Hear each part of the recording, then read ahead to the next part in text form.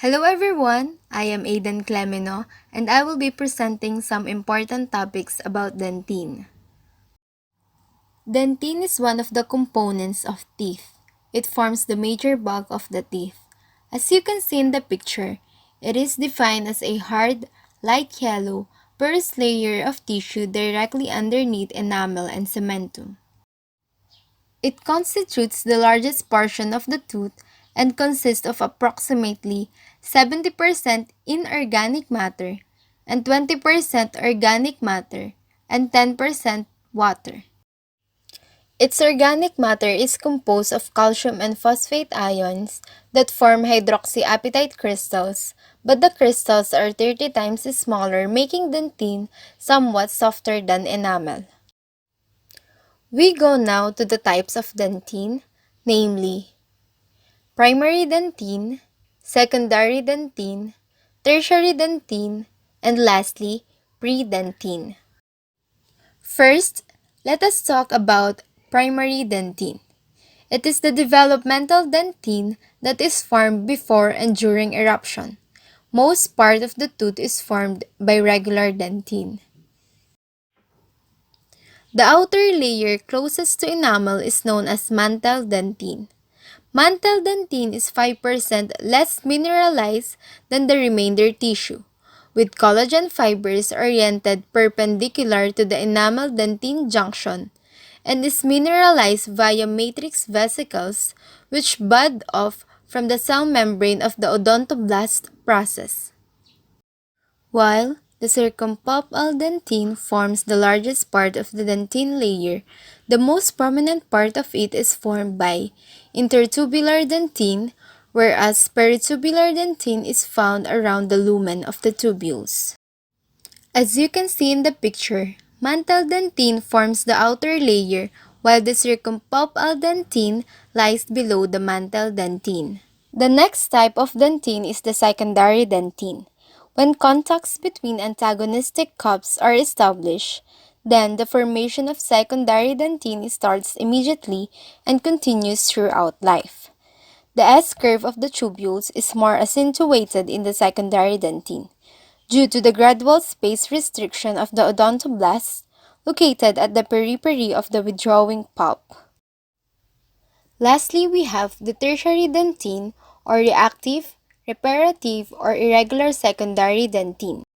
By pathologic process or operative procedures, the odontoblastic process are exposed or cut. The odontoblasts die or survive depending on the extent of injury. If they survived, dentin that is produced are called reactionary or regenerated dentin. Killed odontoblasts are placed by the migration of undifferentiated cells arising in the deeper layers of the pulp to the dentin interface. Look at the picture thoroughly and see the differences of the primary, secondary, and tertiary dentin.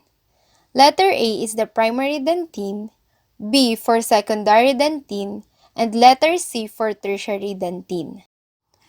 Primary dentin with straight tubules is laid down before completion of the apical foramen.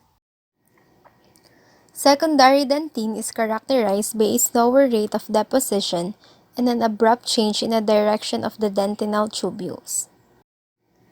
While the tertiary dentin is laid down in response to an irritation or damage to the overlying dentin and/or enamel. This dentin has irregularly arranged and few dentinal tubules. With aging or severe damage, tertiary dentin can totally obliterate the pulp cavity. Other structures of dentin. The first one is dentinal tubules. It is almost straight near the root tip and along incisal edges and cusp. The curves of dentinal tubules follow a gentle curve in the crown where it resembles an S shape.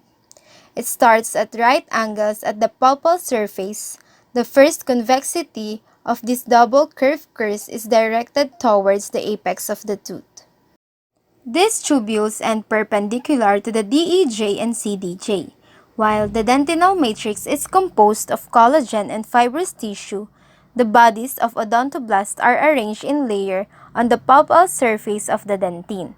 and only their cytoplasmic processes are included in the tubules in their mineralized matrix. It consists of two parts, namely peritubular dentin or intratubular dentin and intertubular dentin. The dentinal tubules has three components. First is the odontoblastic process, which is near the inner surface of dentin.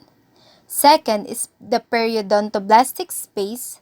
It is a potential space between the tubule wall and odontoblastic process. And lastly, the intratubular nerve. In some areas, a marginal plexus of nerves was observed between the odontoblasts and the predentin. Intratubular nerve fibers arouse either from this plexus or directly from the pulp. Look at the picture on the right side of the screen to easily figure out their location. The dentinal tubules has three components. First is the odontoblastic process, which is near the inner surface of dentin. Second is the periodontoblastic space. It is a potential space between the tubule wall and odontoblastic process. And lastly, the intratubular nerve.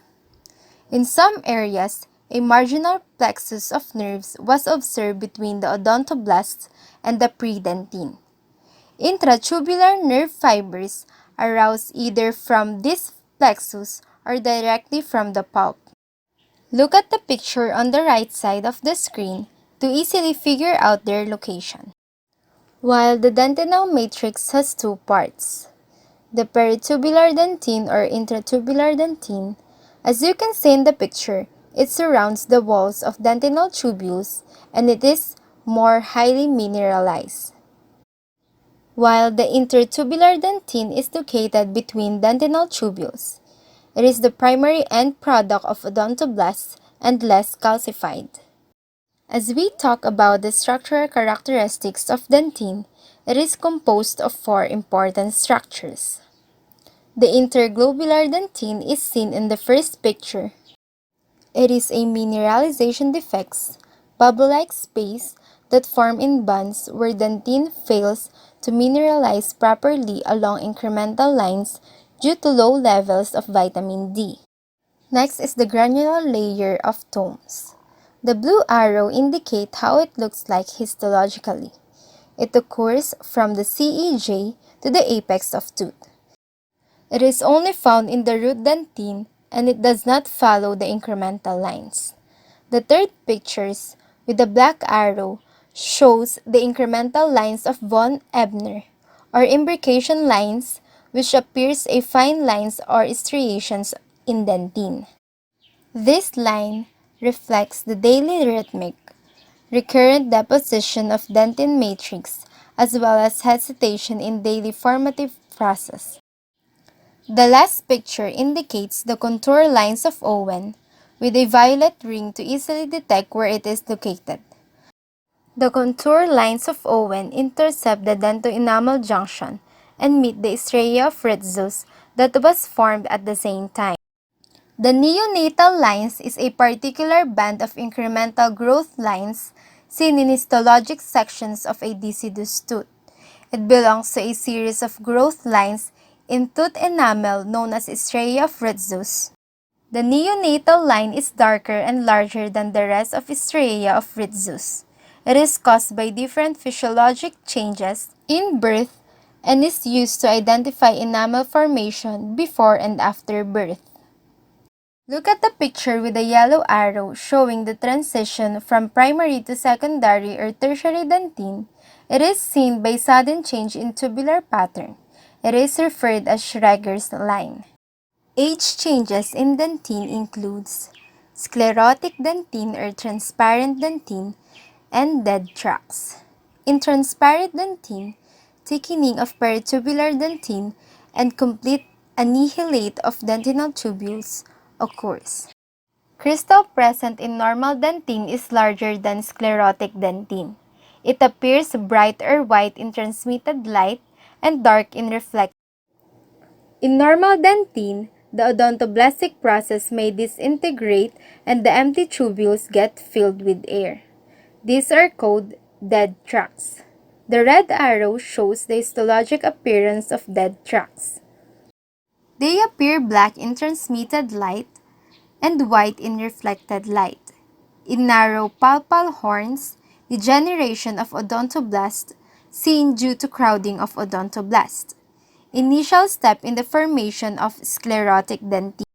For our last topic, we will be discussing theories of dentin sensitivity. There are three theories involved. The transduction theory, wherein the membrane of the odontoblast process is excited by the stimulus.